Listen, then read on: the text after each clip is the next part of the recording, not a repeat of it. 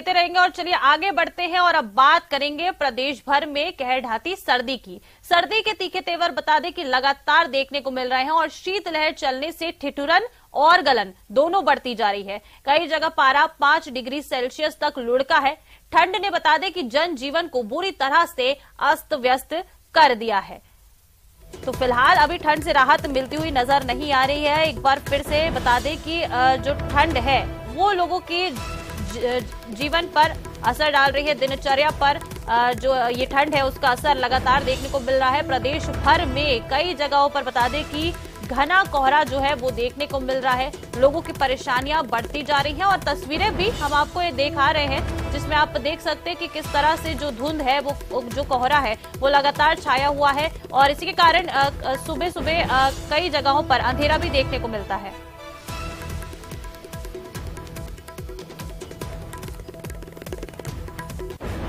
और चलिए मौसम को लेकर ज्यादा जानकारी लेंगे। हमारे सहयोगी अलग अलग जगहों से हमारे साथ जुड़ रहे हैं। हमारे साथ अशोक जुड़ रहे हैं श्रीगंगानगर से और इसके साथ ही जैसलमेर से श्रीकांत जुड़ रहे हैं। श्रीकांत, सबसे पहले आपके पास आते हुए जैसलमेर में किस तरह की सर्दी देखने को मिल रही है, क्या कुछ राहत मिलती हुई नजर आ रही है श्रीकांत? क्योंकि लगातार कुछ दिनों से जो पारा है वो उसमें कमी देखी जा रही है, गिरावट देखी जा रही थी, तो क्या कुछ राहत मिलती हुई नजर आ रही है? क्योंकि ये भी कहा जा रहा था कि 14 जनवरी के बाद से एक बार फिर से जो है शीतलहर का दौर देखने को मिलेगा। तो अभी जैसलमेर की बात की जाए तो फिलहाल वहां क्या कुछ स्थिति है ठंड की?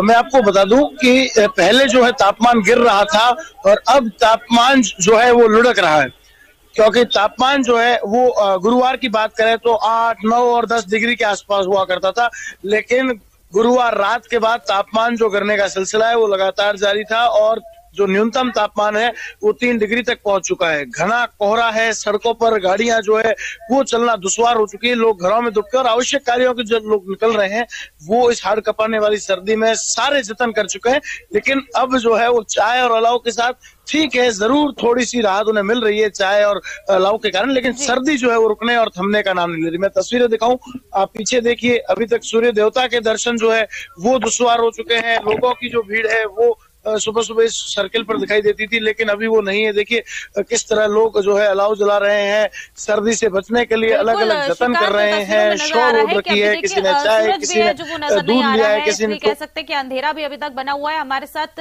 अशोक भी श्रीगंगानगर से जुड़े हुए हैं। अशोक, जैसा कि अभी जैसलमेर से बता रहे थे श्रीकांत की वहां पर जो है लोग अलाव का सहारा लेते हुए नजर आ रहे हैं। श्रीगंगानगर की तस्वीरें दिखाइए, वहां का अपडेट बताइए अशोक।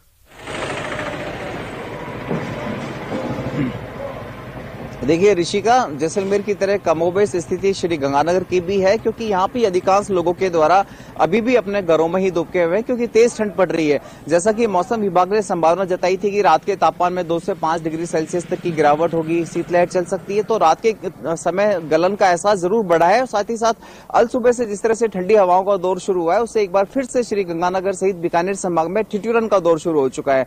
हालांकि गनीमत यह है कि इस बार पिछले 2 दिनों से श्रीगंगानगर जिला मुख्यालय सहित ग्रामीण क्षेत्रों में कोहरा देखने को नहीं मिल रहा है, लेकिन कोहरे के से जरूर थोड़ी सी राहत मिलती हुई वाहन चालकों को दिखाई दे रही है। लेकिन इसके अलावा जिस तरह से मौसम के मिजाज आज रात से अचानक बदलते हुए नजर आ रहे हैं उससे निश्चित तौर पर श्रीगंगानगर सहित बीकानेर संभाग में एक बार फिर से हाड़ कपकपाती गलन भरी सर्दी का दौर शुरू होने जा रहा है।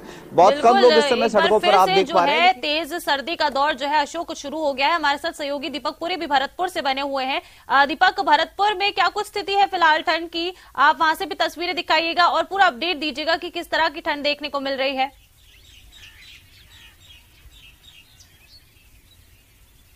देखिए रिश्का, शहर की तस्वीर तो हम दर्शकों को रोज दिखाते हैं, लेकिन आज मैं ग्रामीण इलाके में मौजूद हूं और वहां पर जो ठंडी शीतलहर है वो चल रही है, यानी कि जो सर्दी का प्रकोप है वो लगातार बढ़ता जा रहा है। लेकिन राहत की बात यह है कि आज जो है कोहरा वो है नहीं देखने को मिल रहा है। और ऐसे में आप देखिए तस्वीरें कि ठंडी जो शीतलहर है वो यहाँ पर चल रही है और कमोबेश चारों तरफ जो है सिर्फ फसलें ही फसलें नजर आएंगी, यानी कि जो लोग फसलों में काम करते हैं वो अभी नहीं निकले हैं क्योंकि सर्दी का टाइम है। ऐसे में जब सूर्य की किरणें जो है निकलेंगी और उसके बाद हल्की धूप निकलेगी, जब वो लोग जो है अपने खेतों में काम करने के लिए निकलेंगे। लेकिन आज राहत की बात सबसे बड़ी ये है रिश्का कि कोहरा जो है वो देखने को नहीं मिल रहा है और शीतलहर जो चल रही है उसके कारण ठंडी जो अधिक सर्दी है वो पड़ रही है, क्योंकि कोहरा जब पड़ता है तो शीतलहर जो है हल्की हो जाती है, कम लगती है। लेकिन आज जो कोहरा नहीं पड़ा तो जो ठंडी शीतलहर है वो पड़ रही है और उसके कारण लगातार जो सर्दी का प्रकोप है वो बढ़ता जा रहा है। तापमान में लगातार गिरावट आ रही है और ऐसे में सबसे ज्यादा जो परेशानी है वो